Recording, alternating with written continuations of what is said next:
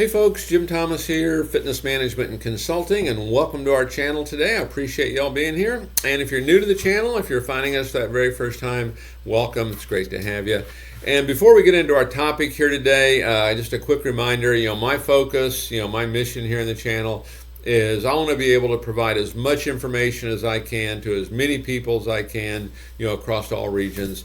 And the best way I can do that is when you choose to subscribe to the channel, when you choose to hit that like button, when you choose to, to comment, and when you choose to share the information with friends and associates and colleagues. So if you've not yet done so, take a moment, hit that subscribe button. We appreciate it. And then to learn more about me, learn more about my company and how I can help take your business that next level, and additional ways you can choose to support the channel, check out those links below. And so with all that said, let's get into our topic here today. And it's 17 questions that you should ask yourself before starting a gym business. 17 questions you should ask yourself before starting a gym business. So if you're thinking about opening a gym, or maybe you just did, or maybe you just acquired one, or maybe you even had one for a while, you might want to come back and ask some of these. But ask yourself these questions, and let's start getting some really good answers to these. And one of the things I would point you to, kind of before we get started, check out the links below. We're offering a free 45-minute strategy session. If you want to go through these questions, let's get on a strategy call. Happy to help you answer some of these and maybe come up with what that right answer might be. So let's go ahead and jump into it. Number one, why do I want to start a business? Why? Okay, why? Why is this important to you? Why do you want to do it? Okay. And, we ask that question all the time of our customers, here's your goals, but tell me, why do you want to do it? Make sure you really understand that why going into this. It's not just that you want to do it, but why? Why is it important? How's this going to change things for you if you choose to do this? And when I suggest, when you answer these things, kind of answering them, in pencil, because you might have to erase it and start over a few times. Okay, really give it some thought. I wouldn't suggest this is the kind of list you're going to go through and just, okay, I'm going to sit down and do it in a few minutes and it's done. It's going to require some thought, and in many cases, things can change kind of over time. So, why do I want to start a business? Question number one. Number two, can this business make me money now and in the future? Can this business make me money now and in the future? Okay. And so when you look at this, one of the realities of business, things change, things evolve. How we make money now is different than what we did a few years ago, or even beyond that. Okay. And when you're looking about making money, in the gym business, it's not just your recurring fees, your membership dues, personal training and retail and supplements. You got a full website. We want to treat as a storefront as well. So, can this business make now and in the future? The answer is yes, but you're probably going to have to evolve, and we don't want to get so stuck in, hey, here's how we've always done it. Here's how we're always going to do it. Number three, who's my target audience? Oh, it's everybody. Okay, who's my target audience? It's not, you can sign up everybody in many cases, but who is your target audience? Who are you trying to approach? Okay, know who you want. Okay, are we going after maybe a deconditioned audience? Is it maybe a female-only audience? Is it more of a hardcore exerciser audience? Is it a youth sports kind of an audience? Who's your audience? Okay, sit down and define that. Number four, who are my competitors? Who are my competitors? And normally the first ones you think of are all the brick and mortar out there, right? All the other gyms out there. Make sure we know who those are, okay? But you have plenty of other competitors. There's a lot of online trainers. There's a lot of, online opportunities, a lot of video opportunities. There's a lot of things out there that sometimes we haven't really thought about. And one of the big mistakes that people make, well, I don't have any competition. Well, let's make sure that's true. Okay, but who are your competition? Who's chipping away at this? And part of this, and I'll probably talk about this when we kind of get into some marketing, but who's your competition? One of the things to remember on this is in any particular area, about 20% of that population base is expected to be a member of a gym.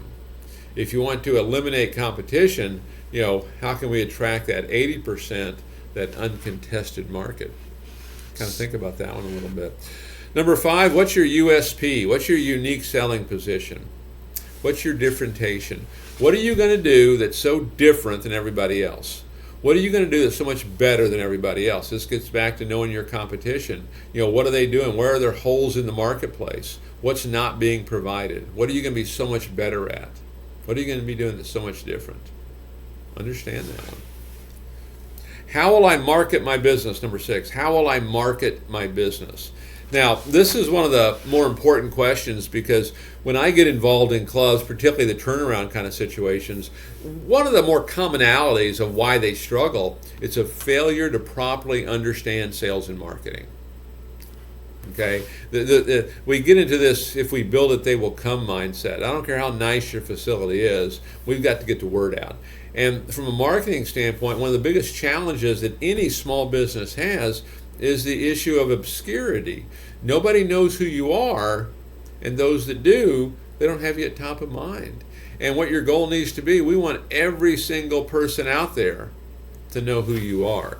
And so, how are you going to market this, and you want to get a plan together. And again, if you want to set up a strategy call, happy to talk to you about some of this on ways that you can do this, because there's a lot of great ways you can do it. There's certain things you probably want to do from a paid standpoint, Google ads and ClickFunnels type things, but there's a lot of other things that don't get done, okay, that can easily get done, and they really don't cost anything. Number 7, how will I price my memberships? How will I price my programs?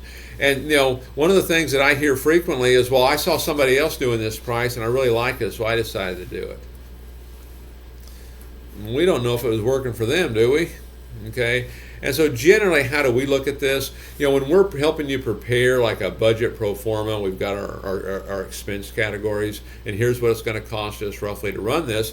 We'll simply ask the question, what kind of margins do you want to make? 30%, 40%, 50%, what's the number? And we start backing into it based on volume and cost. Okay, kind of work it in reverse a little bit. Number 8, do I have the funds to start this business? Do I have the funds to start this business? And before I get into that, check out some links below. We can help with funding on this, and you definitely want to be checking that out. One of the rules that I like to follow is we're always looking for funding. We're always looking for funding. Any small business should be doing that, just because you never know when an opportunity presents itself, or you never know when there might be a hiccup that happens out there. And the other thing, we want to have funding to kind of get this business going, but also, let's just say it's going to cost you $50,000 a month to run it. We want to have a minimum of $50,000 kind of sitting there, and maybe ideally have 3 months worth, have $150,000 sitting there, just in case you need it, okay? Because one of the goals here, we want to make sure you're sleeping well at night, right? And if you don't have the cash, again, this is where funding can help.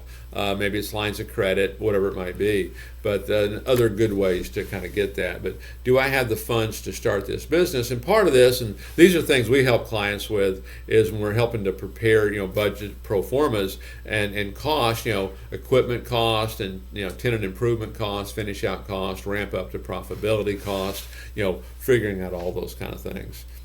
Number 9, am I extremely motivated and passionate? Am I extremely motivated and passionate? No one should ever have to tell you to go to work. You're ready to roll. You wake up ready to go. And part of that is knowing your why. Why is this important to you? And staying focused on why it's important to you. But you've got to be, extremely motivated and passionate about this. You know why you want to do it, and you go to work every day. Number 10, can I do this alone?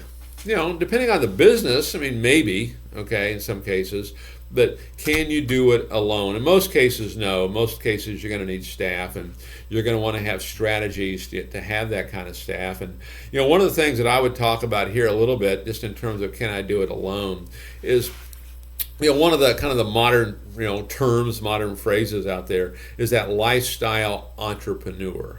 Okay, whereas kind of it's current, but also the older way of looking at things. Hey, here's my job, here's my career, here's my business, and I build my lifestyle around it. A little more modern way to look at that is, hey, here's the lifestyle I want to live, and I'll build my business around it.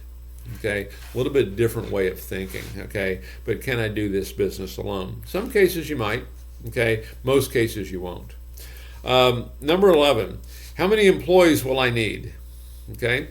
Sit down and think this through, and don't just let's put our thumb up. Okay, I'm going to need this many. Let's really look at this, from a sales team standpoint, a management standpoint.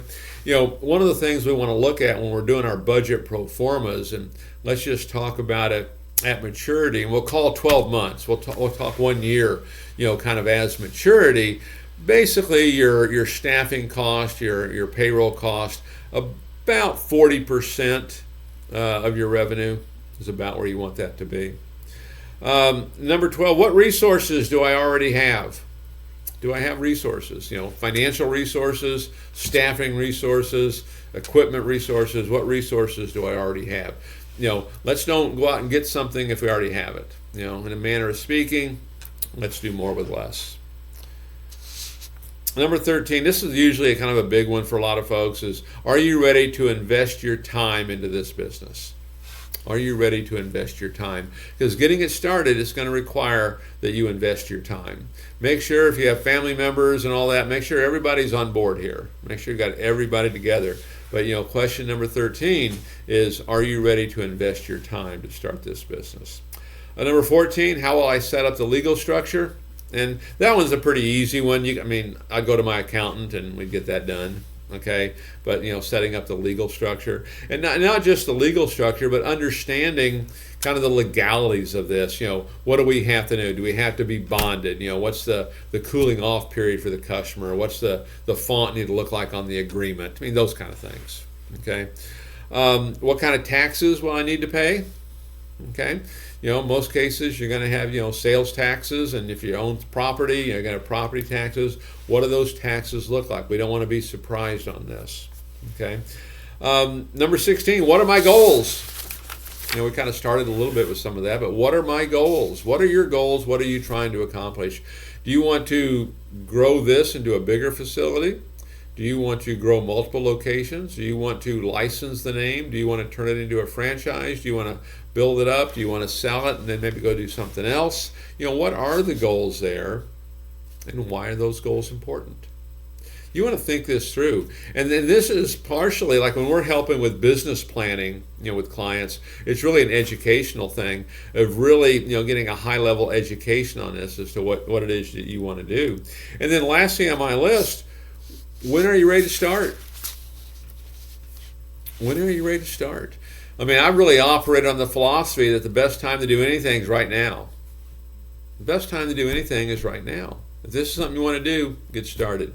But questions that you should be asking yourself before you start a gym. There's a lot of them. And you can check other videos here on the channel for other questions that you want to be asking. Or if you've bought a gym or you've been running it for a while, let's go back and maybe we need to answer some of these, okay? And we can help you answer some of these. And as I mentioned, we are offering a free strategy session. If you want to check it out, just click that link below. So folks, I appreciate you all being here today. Again, my name is Jim Thomas. My company is Fitness Management and Consulting. And, my focus, my mission is I want to give as much information to as many people as I can, across all regions. And best way I can do it, please subscribe to the channel. Help me get more folks out there to see us.